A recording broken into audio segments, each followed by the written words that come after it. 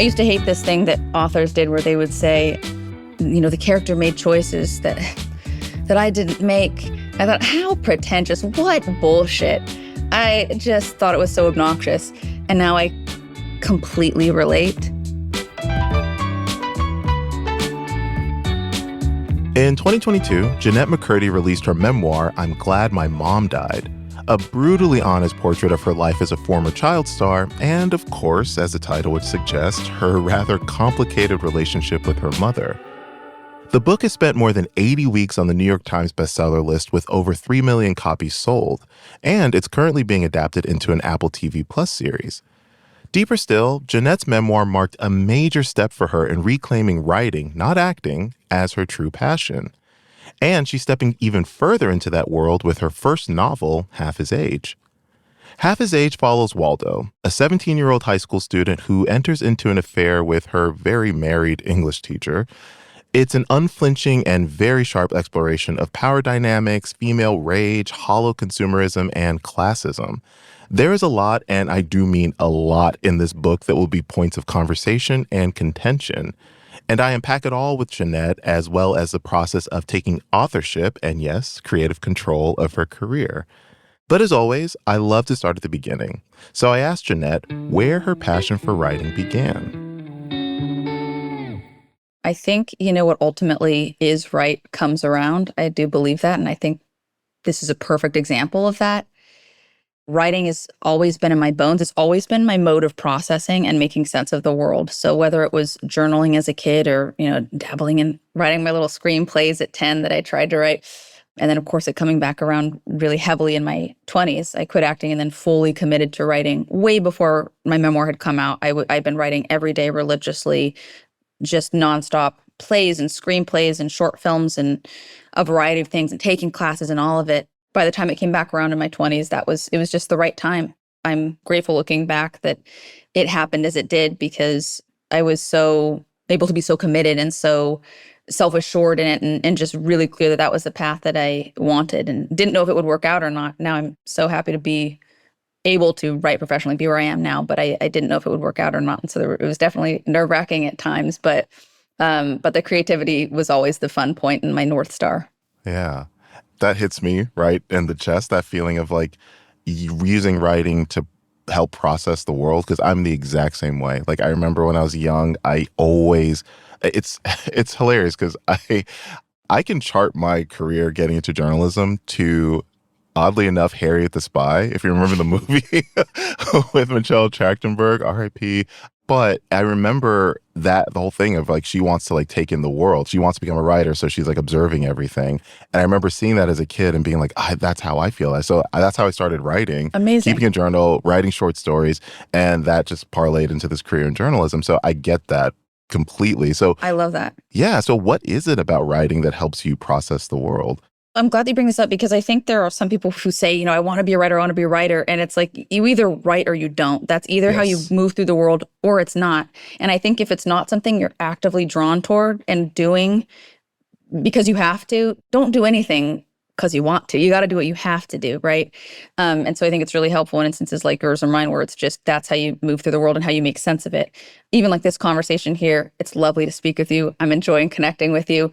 But I'm not going to lie, I always prefer to do anything in writing. So after we leave this, there will be 14 things that I'll be like, I wish I would have said that. I wish I would have said that. I think that's why I write, because you can get it right. You can say it the way you mean it. You can edit and adjust and fine tune and refine and find that articulation that is the clearest and the cleanest and the most straightforward. I love that. And so, we're definitely going to dive into Half His Age because there is a lot to unpack there, so much. But I do want to touch on your memoir, I'm Glad My Mom Died, because, through the massive success of that book and how much you've seen it resonate with audiences, have you gained any new perspective on that portion of your life? I had a lot of perspective when I wrote the book because I did feel that was necessary. By no means was that, speaking of processing life through writing, there was no part of me, that wasn't my diary, that wasn't my journal entries. This is something that I had years of private processing on. And so I had found what I felt to be an entertaining and hopefully effective story in that experience. So I do think I had perspective on it then, but my perspective has certainly shifted.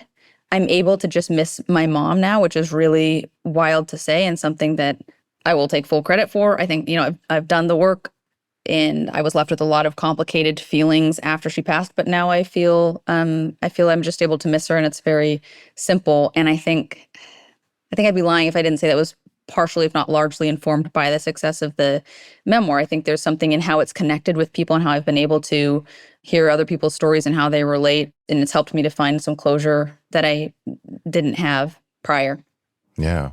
And so, of course, the memoir is currently being adapted into an Apple TV series with you as a co-writer, co-executive producer, and co-showrunner, which congratulations. Thank you.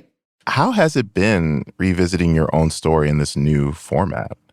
It's been interesting. I have a very clear vision for the show, as I, have had for years, and it's just so important to me that it's done right. I think there are easy ways to do things, and there are right ways to do things, and those don't always go hand in hand. And I want this to be done right. I know the connection that so many people have with this story, and it has to be done in the best possible way. I think it's a tone that's very specific, that's easy to do in a flippant way, that's easy to do in a melodramatic way. Neither would be right. It's a tightrope kind of walk. And I will wait however long it takes to make sure that it's the right team in place to communicate this vision as it needs to be communicated, as it deserves to be communicated, frankly. I respect that. Thank you. I would hope that would be the case for anybody putting anything out in the world, especially someone who this is like your story, but that's not always the case. Like some people are just wanting to just shove it out and just get it done. But like, I really appreciate wanting to just take your time with it because you're right. I mean, as we see in your memoir and this new book, you have such a specific voice and such a specific tone. And I feel like you said, it is a tightrope to walk. So I do appreciate you taking your time because, like, thank you. Why rush? Like, I feel like it's yeah. I do love it right, that. Kids. What's the hurry about? Why the rush? Okay, let's talk about Half His Age. My God. So, I love that you just erupt into laughter every time you bring it up. I'm so ready for everything. I was just when I tell you, this was like, I like inhaled this book. Like, it's very, very readable. Thank you. And we'll get there. So this book, it explores quite a few topics, but at the heart of it all is this sexual relationship between a high school student and her creative writing teacher. And it's funny because I almost called it a romantic relationship, but it didn't feel quite right because there's a lot of feelings that are kind of explored between them. But just to start, I'd love for you to tell us in your words what this book is about. This is an exploration of female rage, of power, and of desire. I think that is the heart of it. And that's what I really, really tried to explore as thoroughly as I could and as potently as I could. And to me, there's no vessel that's more potent than a 17-year-old. I mean, that's when feelings are never going to be high or never going to be hot or never going to be more intense. I mean, not hot in the sexy way, but in the visceral way than when you are 17 years old or 18. Waldo turns 18 over the course of the book. Yeah. Agreed. And so, for you, I mean, knowing that you, as you mentioned, like you've been writing a lot, even before your memoir came out. So I guess like when did Half His Age come into play for you? Like how long you've been working on this book? Like any idea, it had a very long sort of gestation period. But the initial seed happened when I was 24. I will never forget. Maybe because it was just such a specific setting, but I was on a Shinkansen, a bullet train in Japan on a solo trip, and I had my little bento box in my lap, a little shrimp tempura and a little cut tuna roll. I knew that I was going to write a book that was, exploring this specific relationship between the girl and her teacher, and I kind of had a seed of who Waldo was at the time. I don't think she was yet named Waldo, but what was interesting to me about this idea is that I hadn't written any at that time. I had gone nowhere near thinking about a memoir, considering a memoir. I had not written any novels. I'd written some short stories, but that was really the extent of writing in this way. Otherwise, I had primarily just written for the screen. And so the fact that I knew this was going to be a novel was kind of surprising. And I just put a pin in it. It was something I'm sure I have a note somewhere in an iPhone, in a long gone iPhone, with just, a list of kind of an initial brainstorm. But then like any idea, it wasn't its time. It was just, I just wanted to get down kind of the initial feeling of the character and just the idea of the loosely the arc. And so I jotted that down, and then it didn't circle back around. It didn't circle back until what it would have been 2 years ago. And I was actually writing something else, and this was pushing itself up on me, and it was keeping me up at night, frankly. I couldn't stop thinking about it. And what's common for me is if I make it through a first draft, I'm going to finish the thing. If I don't make it through a first draft, that's my sign. Okay, it's not its time, or maybe it will never be its time. That's fine. So I working on this other idea, I paused and I said, okay, I'm going to give this one a week. I'm going to give Half His Age a week, and I'll grow tired of it by day 3 or 4, and it will never come to fruition. That's fine. I have to get this out of my body. And then the first draft was written in around 30 days. And then I just went immediately back into a second draft and third draft and kept drafting, and it just stuck. And so that is, that's sort of the entire process of Half His Age. Yeah. That, again, that's something that resonates with me as well, because as someone who I too have a overloaded notes app on my iPhone with just nuggets of ideas and things like that, it's exactly right. You can have an idea for something, but it's just kind of like, it can just stay an idea. I just want you to kind of stay on that idea just for a second of like what that feels like for you. Like when you know you have an idea that you can like run with. Because like as so many creatives, there's so many ideas. And so as you said, it's like, it's just that feeling of like, you can't get it out of your head. It's keeping you up at night. Like it's something that you just keep thinking about. So I'd love it if you can just sort of unpack that a little bit more. What is that exactly? For me, it is when I'm such a full-bodied writer. Like I write with my body, I write with emotions. For my first drafts, my inner critic is nowhere to be found, and then I invite her to the table, a couple drafts in, and let her do the rewrites. And boy, does she do those rewrites, baby! But before then, it's just all play and it's all fun. But it's so emotionally charged for me, and so that's generally how I know if I'm feeling really emotionally activated by an idea. That's my sign. Okay, it's go time is the only thing I can think of. I'm so sorry for saying it's go time, but it's all that's coming to mind. It's go time. So that's when I know it's time for me. So for Half His Age, you pulled from personal experience, dating a man where there was a significant age gap. So conceivably, Half His Age could have been another memoir. So like, why did you choose this format of a novel instead? I know you said like it always was a novel, but like, from what I've heard in past interviews where you talk about this, it seems like there's a lot to go on. So like, why a novel instead of a memoir? I definitely think there was an element of personal overlap, really just to the extent of that kind of significant age gap relationship, and the fact that I had a lot of unprocessed anger about that experience. And as I mentioned, I write so much with my body and to process emotion. And so I think that was largely informing some of those earlier drafts. But really, Waldo is entirely Waldo, entirely her own character in her own right. And so is the story. And so I really hope it and think it does stand on its own. And there's some overlap with Waldo, but really she's her own lady. She's her own girl. I used to hate this thing that authors did where they would say, the character made choices that I didn't make. I thought, how pretentious, what bullshit. I just thought it was so obnoxious. And now I completely relate. I so relate. Now I'm sitting here and I would be at my laptop and I would want Waldo to do something and it just couldn't be written. Or if I did sort of force my own agenda in, then I would read those pages later and I go, this reads so contrived. This is not the choice she would make. Right. It's undeniable. So I think there was so much separation in that way. The choices that I tried to make, Waldo had other thoughts, other opinions, right, oftentimes. And anybody can, project onto it whatever they're gonna. But yeah, that was my experience of writing it. More from Jennette McCurdy after this quick break.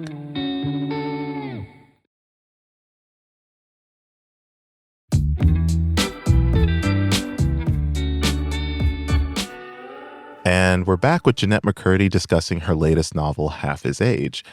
One of the many things I found fascinating about this book was how nuanced the characters are.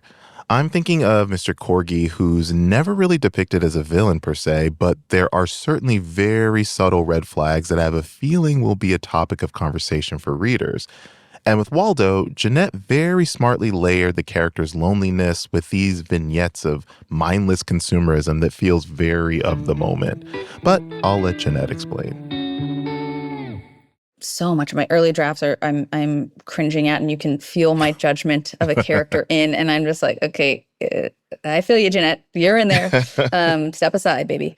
But I think it's helpful and maybe, necessary, I'll say, to write characters from a place of them believing they're the good guy, because everybody does. I don't know anybody who's sitting around, people whose choices I completely disagree with or frown upon or whatever. I don't look at them as, or I don't think they look at themselves as the bad guy. I think they've got to confront themselves in the mirror every day. Everybody's trying their best, whatever that is. Maybe their best is awful. Maybe their best is absolutely terrible. Maybe their best is something no one else would agree with. Right. But it's literally them trying their best. Maybe it's pathetic in many cases. In Corgi's case, it is. It's where he's at. It's where he's at. Yeah. Yes. And so separating my judgment from him was important to write him believably because, of course, this is Waldo's point of view. And Waldo loves him, and Waldo sees him in a way that he wishes he could see himself. And in many ways, I think that kind of fuels the attraction and the charge. And I think she views him in the same way, where he's seeing her through this romanticized lens that she wishes she could see herself in. And so separating myself and my own judgments of Corgi was really, really key. But for me, the nuance is something that is found over the drafts. My early drafts are definitely lacking nuance. Let's put it that way. Well, I'm glad you found it. I'm very glad you found it. Yeah, and another layer to the story that I found interesting was, the way Waldo tried to fill this void in her through shopping and junk food even. And I thought it would be in just a couple of scenes, but it really became a motif in the novel. I mean, it just appeared, it always comes back to her, like whenever she needs that dopamine hit, she's like loading up her card or like, eating junk food, etc. So why was that important to include as part of Waldo's character? And what, if any, larger message were you hoping to convey? This, surprisingly to me, did not come. This aspect of Waldo's personality, of her character, didn't come through until about halfway through the drafting process, and now it feels so integral to who she is and to communicating how ravenous she is and how deep that well is in her, and relaying her shame and her rage in a hopefully subtler way, and in how she uses this as a vessel for her shame and rage. I cannot believe it didn't come through until about halfway through. It's kind of shocking to me. But that's why I'm asking, because I kind of feel like, it's hard to sort of, I guess, like delete that part of the book from it because it's so burned in my mind right now. Yeah. But technically, it could exist without it because like there's enough there with just between her and Corgi. But I feel like that it was such a smart layer to add on top of who she is, because as you said, it speaks to just like how ravenous she is to like fill this void, and I think it's something that people can relate to, even if they're not in this very specific dynamic that she's in with this like huge age gap relationship. Point me to a person who doesn't feel like that dopamine hit when they shop, or, of course, like junk food is wired to, make us feel a certain way. So I feel like that's going to be something that I feel like a lot of readers are going to resonate with, even if they're not in Waldo's exact situation. So I feel like it was very smart to add that layer to it. So thank you. Yeah. So we've all got 14 things in our saved for later on Amazon. You don't want to see how many tabs I got open. It's like, it's kind of shameful. So it came halfway through. So I guess like why I'd love to hear a little bit more about that. Yeah. Well, I'm very interested in the micro vloggers that are in their late teen years, early 20 years. I'm talking people who've got like 1,000 or less followers. I find it fascinating the way that they'll take you along on a trip to Home Goods or to Target to show you what they've bought, and just the way I watch them like I am watching somebody performing like I'm practicing brain surgery myself, and I'm like looking at the person who's instructing. Like I'm riveted. I'm this close to the screen. I'm like, oh, and they got the candle there. Okay. Oh my God. And a wicker basket. You don't say. Like, I'm in. And it's because I'm looking at these young girls and their personalities and how they're buying things that they think define their personalities, and maybe do at that age, because you're 17, you want that identity, you're craving that sense of identity, things you wish you didn't, you want to know more than you do. It's such a complicated age, and as I mentioned earlier, I think the most emotionally charged. And so, of course, that's the age when we've all got our carts loaded, but that's the age where you're buying all the things and impulsively and just trying to put yourself into them.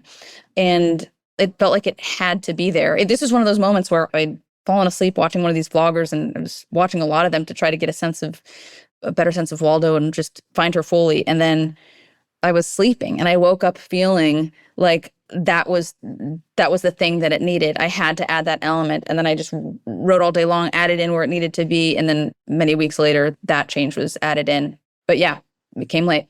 Okay, I love that. And, one scene I definitely want to talk about, and you tell me if it's giving too much away, but it is the scene with Waldo and Mr. Corgi when they are hooking up at his house and she's on her period, because that period sex scene to me was just so visceral. And much of this book is, but that scene was very surprising to me, and it takes a lot to surprise me. And so how did that scene come together for you? Like, was that something that you always wanted to include? Because I feel like there's a lot of layers in that scene, at least to me. I mean, especially she winds up in the closet holding her own period blood, because like it's just a lot going on. So Jennette, take me through that scene, because I feel like that's going to be one that people will be talking about, because again, it's like it is very visceral, but there are layers to it. So like, how did that scene come together? I do. Yeah, I think it's a very memorable one. I did want it to feel very visceral and just deeply uncomfortable. You succeeded. Wonderful. That's a chapter that was actually, I was kind of replaying those early drafts. That was there from draft one. I'm sure not a single line stayed from that first draft, but that scene was there. The essence of that scene was there. And so that's something that always kind of stayed in. Yeah, I'm trying to think of how I can talk about this without spoiling too much, but I will say it was important that Waldo experienced something so raw and so ugly, because she needed some kind of wake-up call, some kind of rock bottom that could help her piece things together maybe in a way that she hadn't. And so it felt really important to her character arc and felt inevitable. Yeah. Yeah, that came through, because it really did feel like a gut punch to, like, as I was reading it, I was just like, Waldo, your life, like, how do you feel in this closet right now? Like, it's gotten to this, girl. Come on, pick yourself up. Let's go. Baby, we gotta go. Like, it was so much. But yeah, I feel like it's that scene, I do feel like that's going to be something that people are going to be talking about. And, again, like there's just so many layers and things happening in this book. But I feel like one thing that I really, really want to talk to you about is Waldo's relationship to her body. And this is something that actually my coworker, Issa, shout out to her. She brought this up. I actually gave her the book yesterday, and she finished it in a day. Oh, amazing. Thanks, Issa. So shout out to you for writing such a page turner. But in the beginning of the book, Waldo's talking about, how she feels like her mind and her body are saying two different things. And then at the end of the book, when she's at the airport, and don't want to give too much away, but there's a scene where, she's like, I can't make this decision, or I can't move in this direction. I'm listening to my body. And so it's like that kind of kept coming up, this relationship that she has with her body, this control, this autonomy. And I found it interesting because when we talk about autonomy, it's usually in the context of someone actively trying to take it away. But in Waldo's case, much of that struggle is internal. So how do you think about this idea of autonomy and control of bodies? I think Waldo's relationship with her body, I mean, it certainly evolves over the course of the book, as any, I think, young person's relationship with their body does. But there is something really, the seed of this sort of area came from thinking about how strange it is that one year you are, as a woman, you're flat-chested and you got no ass and people look at you one way. And then sometimes over the summer, it can be 3 months later, you got a new body. You got a brand new body. And you see your aunt and uncle at the barbecue, and you start getting all these comments that you didn't get before. Wow, somebody blossomed. Oh, somebody grew up over the summer. Wow. And how uncomfortable that is, because mentally, you are 3 months older. And your body is years older. It looks years older. You go from girl to woman in your body, but you are girl to girl in your mind in many ways, or at least girl to 3 months later girl. Right. And what an uncomfortable age that is. What an uncomfortable experience that is. What a difficult process that is. It's something it certainly can happen to men with the voice changes and all of that, and can be awkward and fumbly, I'm sure, in ways that I will never understand. But I certainly understand the experience of being a girl turning into a woman and how ugly that can be. I think Hmm. it's ugly, visceral, uncomfortable. It's all the things that I wanted to reflect. And so Waldo's relationship with her body was so key.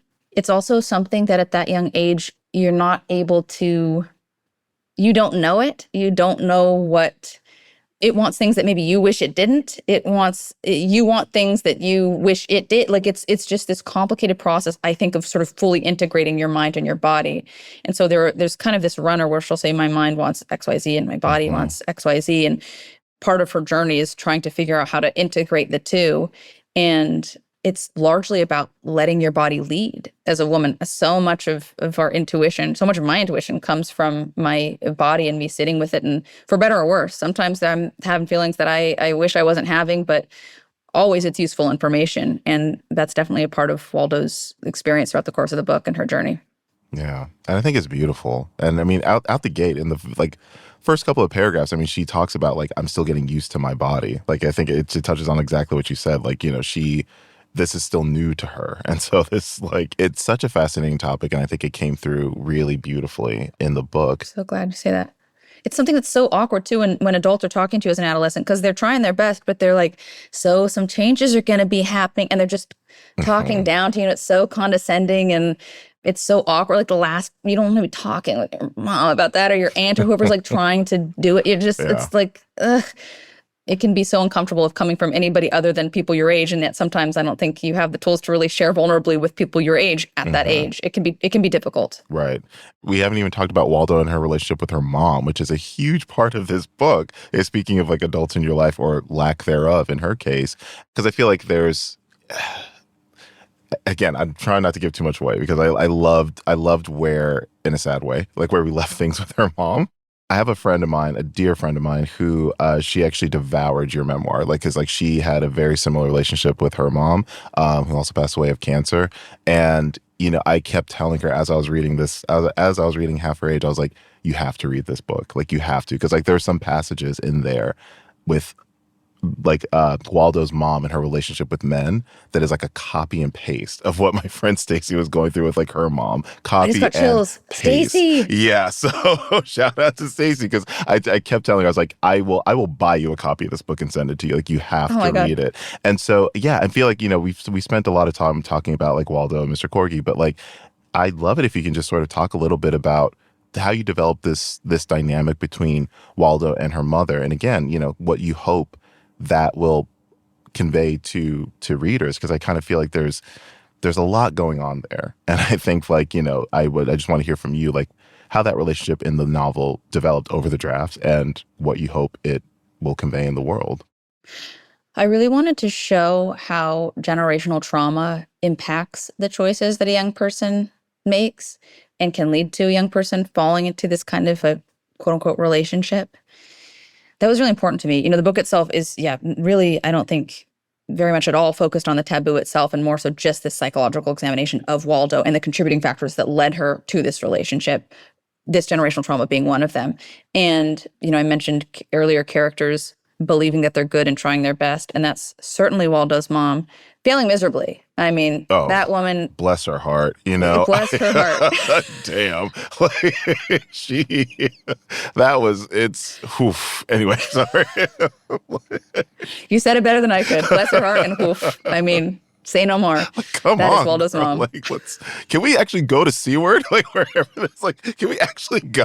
Like, what's going on? That is so funny. She needs help. She needs help. And she was a teen mom. She was 16 years old when she had Waldo and had her own shit growing up and her own experiences with her parents that led her to make the choices that she made. And you kind of just, yeah, see these effects and see these impacts, see the impact of generational trauma. And that dynamic was very much something that was there early on, the heart of it, the neglect that Waldo really experiences, and this almost kind of faux best friend Mm, vibe that the mother has, which is something I've certainly seen in friends of mine and am deeply aware of. But the mom character is so important to me, so important to Waldo. how can it not be? And I also just think candidly, like family dysfunction is something that I will never not write. It will never not be included in my work. I wouldn't know how to write like a neat, spikeless family. I would have no idea. Yeah. And so, kind of going back to this topic of like autonomy and control, I want to zoom out a bit, just a bit to understand like what having control and autonomy over your career means to you, knowing that throughout your childhood and adolescence, like you had no control. So at this stage in your career, what boundaries are non-negotiable for you? How are you enforcing this control of your career now, knowing that you have it? I want to ask that back to you too after. I want to hear what your thoughts are on boundaries and how to pull those into work. It's something I've been actually thinking of a lot recently. It's been really on my mind. The sigh. Tell me the sigh. What is the sigh saying? I have to patch in my therapist for that one because like that's something we're working through. We can do together. 3-way. Bring him in. Harry, Dr. Garcia, I need you. But no, I think like, and I will certainly answer. I never avoid a question, but you are my guest, so I'd like to ask you. Knowing that you've had. Kind of going back to the question I asked earlier, you kind of forced into a career you didn't really want with acting. And so now you've sort of reclaimed your passion in writing. It's become your career. You're obviously incredibly successful at it. How are you moving forward in your career? Even working on the TV adaptation of I'm Glad My Mom Died. How are you going into these new milestones in your career with this sense of control? I can speak so happily to the literary world and the publishing world in this space where I have felt so welcomed. I have felt such a sense of belonging. I have felt so kindly received by, authors that have advocated for me and just been so kind to me. Maria Semple, Tom Perrotta, people that I idolize. Yeah. Isn't Tom Perrotta amazing? Oh, I don't know him personally, but I love his work. Me too. He blurred my book. I couldn't believe. Literally, when I sat down with the publisher, they said, "Who are your biggest influences?" He was the first person I said. Wow. And I sent it to him early as just like a pipe dream. I had no expectation.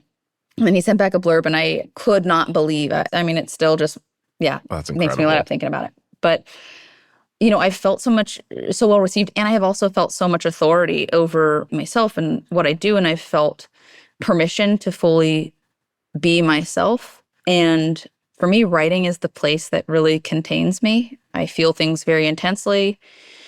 I'm a highly sensitive person in the sense of how I perceive the world, how I move through it. And writing is that place that just holds all of me. It's the place where I'm free. There's nothing I can't say. I can be completely honest on the page. I don't have to worry about the social niceties and the BS and the of life. Like that all goes away. And in writing, I can just be truthful and that can be my North Star and that can be my aim. And in that way, it's unbelievably freeing. Yeah, I wouldn't trade it for anything. I'm so, so, so grateful. That's really beautiful.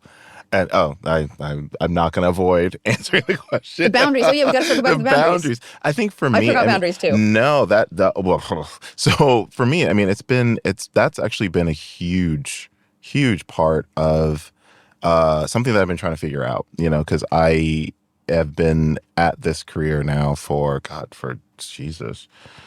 It's been a while. It's been some years that I've been doing this. And I think, working in media, you're on a hamster wheel. Like you're constantly churning out content. And I could feel myself burning out. I could feel myself there. No one's telling me to stop. I have to tell myself, hang it up. Like you don't need to be working until, 3 a.m. And I think people talk about this all the time, like the power of no. And for a while, that was not in my vocabulary. I said yes to everything because I know having a career in media is so fragile. It's not promised. Like I think there's so many people waiting to do what I do. So I'm like, who am I to spit in the face of fortune if all these opportunities are coming to me? I have to say yes to all of them. And so I kept saying yes, kept saying yes, kept saying yes.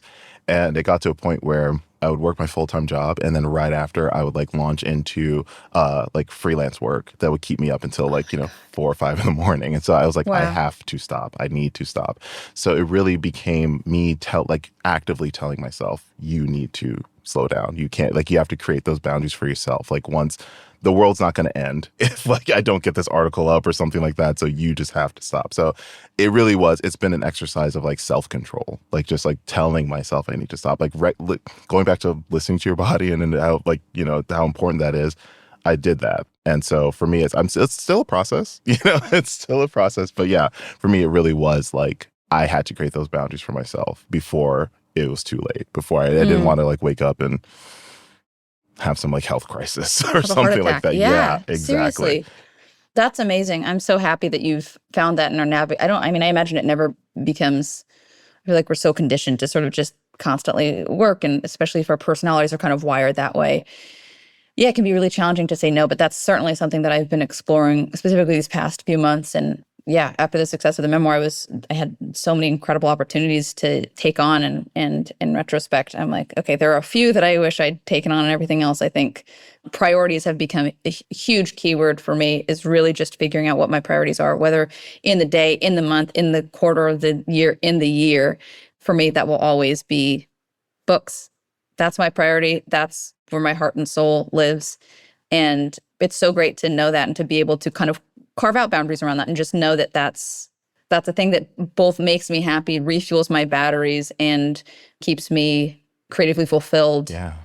And pays the bills. Exactly that. I mean, it's important. We can't deny. Listen, it's a win-win. We live in a capitalistic society. I'm just saying it's not our fault. But to kind of sum everything up, I mean, so I just love this topic of control and autonomy because, I mean, one, it's part of the title of this podcast, Creative Control. But two, I think it's so important. And I know it's been a huge part of your personal story. I know it's a big part and a big theme in this book.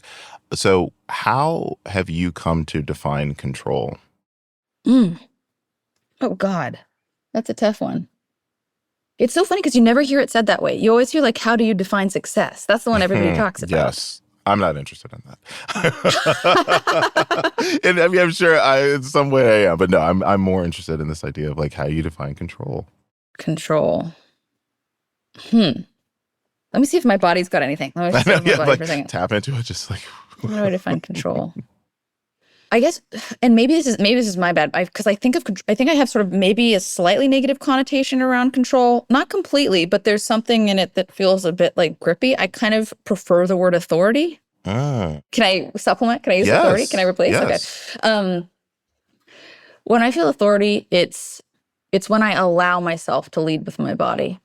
It's when I listen to my body, when I take the information that it's giving me and I sit with it. I literally feel my body lighting up right now just by saying this. It's when I take the information that my body's giving me and I make the best choice for myself using that information, never neglecting it. For so much of my life, I neglected the cues and the emotions and all that my body was telling me. Now I think, you know what? My body has wisdom that I don't got. I don't know how this happened, but it happened. And so I can either listen or I can not listen and then wind up in situations where I'm going to later on wish that I had. That's beautiful, Jennette. Oh, this has been wonderful. Listen, when it was pitched to me, like, oh, you want to talk to Jennette McCurdy? I'm like, absolutely. Yeah, of course. Why wouldn't I? But like, after reading this book and after this conversation, it's like, this has been one of my favorite conversations of this podcast. And I've been doing this podcast for many, many years. So thank you so much, Jennette. I really appreciate your time. And yeah, and congratulations with the book. It's, like I said, I've been telling everybody about it. Thank you. It's really incredible. So I really hope you're proud of it. Thank you. I am. Thank you so much for taking the time and for being so thoughtful. It makes all the difference on my end of things. I had so much fun talking with you and it was lovely. Thank you, thank you, thank you. That's going to do it for this episode of Creative Control. As always, make sure you subscribe to the podcast wherever you listen to your podcasts. And do not be afraid to leave a comment or two because it is always nice to hear from you. Creative Control is part of the Fast Company Podcast Network. Our show is produced and edited by Blake Odom with help from Sam Kabauer, Howard Tori, and Mariam Kaporoitze. Mix and sound design is by Nicholas Torres, and our executive producer is Josh Christensen. Once again, be sure to subscribe to Creative Control on your platform of choice, and I'll see you on the next episode. Bye.